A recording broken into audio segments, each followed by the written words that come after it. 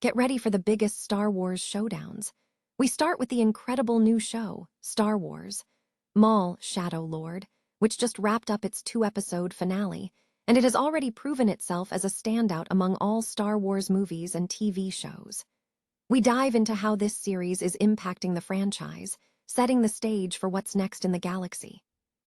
Here's a simple way to protect your phone without stress. This ALEN 3-pack comes with tempered glass screen protectors, camera lens protectors, and an installation frame for an easier, cleaner fit. It's clear, case-friendly, and built to help guard against scratches and everyday bumps. Check the link in the comments to get it on Amazon. Next up, we look at the disappointing landscape of Star Wars television with a deep dive into the Book of Boba Fett. We examine why this beloved character and actor Temuera Morrison's performance didn't quite deliver the action and pacing needed to make it a true hit. Then we turn our attention to the controversy surrounding The Acolyte. This show has become one of Star Wars' most talked-about projects, facing intense scrutiny and review bombing, and we break down the narrative issues that have been weighing on this major release. Finally, we explore the massive impact of The Mandalorian and Grogu. We uncover exactly what this new series is truly about, revealing the plot twists and the bigger picture that connects the bounty hunting, the Imperial Leader-Commander coin, and the fate of the galaxy. Don't miss this, and join the conversation right now in the comic book forum. Star Wars, Maul, Shadow Lord has emerged as a standout among the franchise's television offerings, impressing audiences and prompting Lucasfilm to confirm a second season. This achievement is significant given the general trend of animated shows receiving less attention than live-action series and movies.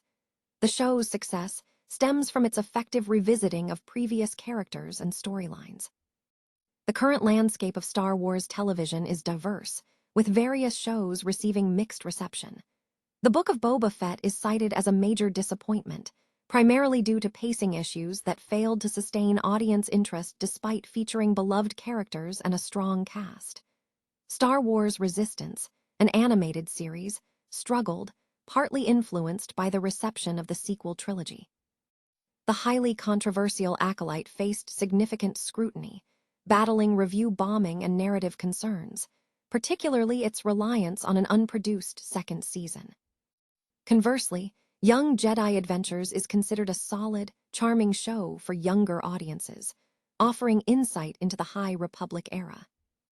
Star Wars Visions stands out as a superior animated offering, praised for its unique animation style and innovative ideas, exploring deeper themes like the Sith and featuring creative designs such as the lightsaber parasol, benefiting from its non-canon status.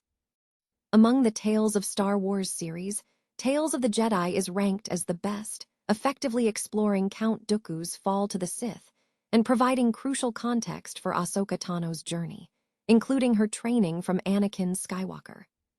Skeleton Crew garnered positive attention for introducing new elements and focusing on pirates, offering a fresh perspective on the Force amidst the New Republic era. Star Wars The Bad Batch is highly underrated, succeeding by humanizing the clones and offering an illuminating look at the dark times.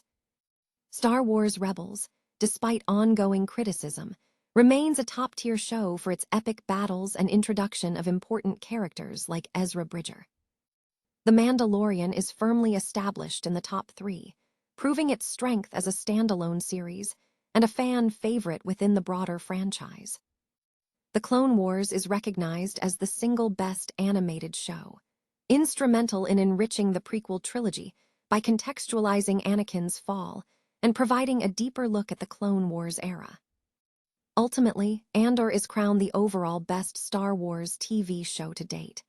Its gritty, boots-on-the-ground depiction of the Empire and the Rebellion showcases innovative storytelling and character development, setting a new benchmark for the franchise. The development of the upcoming Star Wars video game, The Fate of the Old Republic, is reportedly moving forward without reliance on artificial intelligence or extensive development timelines. The project is being led by game creator Casey Hudson, known for his work on Knights of the Old Republic, through his new company, Archanaut Studios. financial backing for the game has been highlighted by Bloomberg, with former NetEase president of global investments, Simon Zhu, identified as a significant investor. Zhu shared his perspective on the shifting gaming industry, noting a retreat from trend-driven investments toward AI, stating that the focus should be on achieving player satisfaction, commercial success, and artistic achievement without compromise. Zhu emphasized giving creators the opportunity to pursue ambitious projects. Casey Hudson echoed this sentiment, firmly stating that the game will not utilize AI, calling it creatively soulless, and stressed that the project will prioritize player experience over excessive length, noting that players prefer games they can complete. Hudson also reassured fans that the development timeline is manageable, asserting that he has never taken more than 4 years to finish a game, and that neither he nor his team desires projects taking 5 or 7 years to complete. Hudson has recently announced new creative talent joining the team, though concrete footage or detailed story information is expected later. In the broader Star Wars gaming landscape, this follows the release of other AAA titles this year, including Zero Company from Respawn and Galactic Racer from Fuse Games. The Mandalorian and Grogu, unpacking the core narrative. Following several years of developments in the Star Wars universe, a new clip has clarified the central theme of The Mandalorian, moving beyond the familiar elements of mythosaurs, the Darksaber, and characters like Ahsoka and Luke Skywalker. The core of the series, inspired by Boba Fett, appears to revolve around a character akin to Din Djarin, a bounty hunter who tracks and captures targets. The first installment of The Mandalorian and Grogu, released on May 22, has been open to interpretation, featuring action sequences, a prominent Hutt character voiced by the star of the bear, and appearances by Sigourney Weaver. However, a newly released clip from Colonel Ward directly outlines the plot's driving force. Ward explains that the mission involves locating the evil, mysterious Imperial leader, Commander Coin.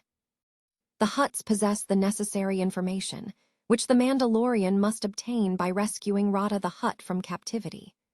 This action leads to the Hutts revealing Coin's location.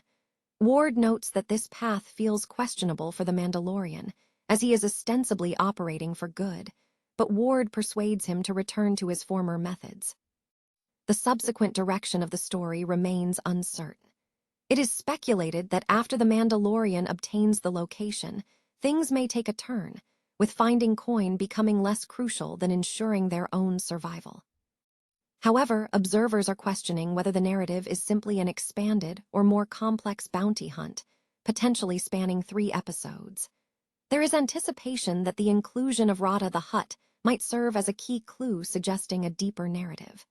The series premiered on May 22, with its world premiere scheduled for the following week, and more details are expected to emerge.